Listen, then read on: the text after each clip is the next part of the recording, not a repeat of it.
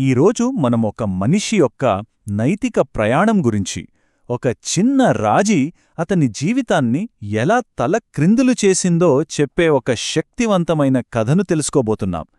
ఈ కథ పేరు రామయ్య కథ. ఒక మనిషి మొదట మంచివాడు, కాని ఒక్క చిన్న ధర్మాన్ని మర్చిపోయాడు అనే ఈ మాటలతోనే రామయ్య కథ మొదలవుతుంది.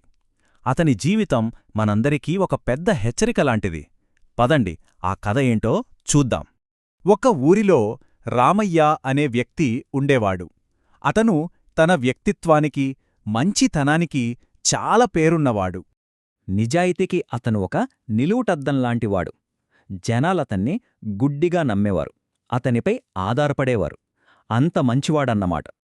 అయితే ఒకరోజు అతని సిద్ధాంతాలకు ఒక పరీక్ష ఎదురైంది, ఒక అవకాశం రూపంలో. అదేంటంటే ఒక చిన్న అబద్ధం చెప్పి మరికొంత డబ్బు సంపాదించే అవకాశం వచ్చింది. అది చాలా చిన్న విషయంగా అనిపించింది, కాని ఆ చిన్న అడుగే అతని జీవితాన్ని పూర్తిగా మార్చేయబోతుందని అతనికప్పుడు తెలియదు. ఇది చిన్న విషయమే గదా, ఎవరికీ తెలీదులే అని తన మనసుకి సర్ది చెప్పుకున్నాడు. కాని ఆ ఆలోచనే తప్పుడు మార్గంలో అతను వేసిన మొదటి అడుగు. ఆ ఒక్క నిర్ణయం అతని జీవితాన్ని ఎలా పాడు చేయడం మొదలుపెట్టిందో ఇప్పుడు చూద్దాం. ఒక చిన్న రాజీతో మొదలైంది కాస్త చూడండి ఎలా పెరిగిపోయిందో. ఆ మొదటి అబద్ధం కాస్త అలవాటుగా మారింది. ఒక్కొక్కటిగా ఇతరుల నమ్మకం పోయింది, స్నేహితులు దూరమయ్యారు, కుటుంబంలో గౌరవం తగ్గింది, చివరికి తన మనశ్శాంతి కూడా లేకుండా పోయింది. సో ఇక్కడ ముఖ్యమైన పాయింటేంటంటే అతని భౌతిక సంపద పెరిగే కొద్దీ అతని వ్యక్తిగత శ్రేయస్సు పూర్తిగా మాయమైపోయింది. ఇక కథ క్లైమాక్స్కి వద్దాం. ఇక్కడే అతను తీసుకున్న నిర్ణయాల అసలు మూల్యమేంటో స్పష్టంగా తెలుస్తుంది. అతనికి చాలా అవసరమైన సమయంలో అతను పూర్తిగా ఒంటరివాడైపోయాడు. సహాయం చేయడానికి ఒక్కరు కూడా ముందుకు రాలేదు. ఇప్పుడు ఈ స్లైడ్లో ఉన్న తేడాను చూడండి.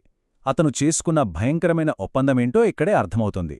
అతను అపారమైన సంపదను సంపాదించాడు, కాని దానికి బదులుగా ధర్మాన్ని, శాంతిని, ఇంకా తను ప్రేమించేవాళ్లందర్నీ కోల్పోయాడు. ఆ క్షణంలో అతనికి బాధతో కూడిన జ్ఞానోదయం కలిగింది.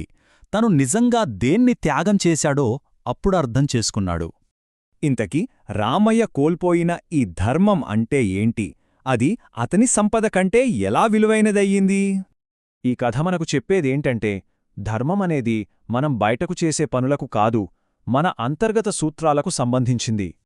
నిజాయితీ, న్యాయం, మనస్సాక్షికి అనుగుణంగా ఉండే సత్యం, ఇవే చక్కగా జీవించడానికి మూలస్తంభాలు. రామయ్య పట్టించుకోని అంతర్గత దిక్సూచి ఇదే. ఇదే ఈ కథలోని అసలైన గుణపాఠం. నిజమైన విజయమనేది మన వ్యక్తిత్వం మీద ఆధారపడి ఉంటుంది, పరిస్థితుల మీద కాదు. మరి ఈ కథ మన జీవితాల గురించి, మనం పాటించడానికి ఎంచుకునే సూత్రాల గురించి ఒక చివరి ఆలోచనను మిగిల్చింది. అదేంటంటే సంపద బయటి విజయమైతే మరి అంతర్గత విజయమంటే ఏమిటి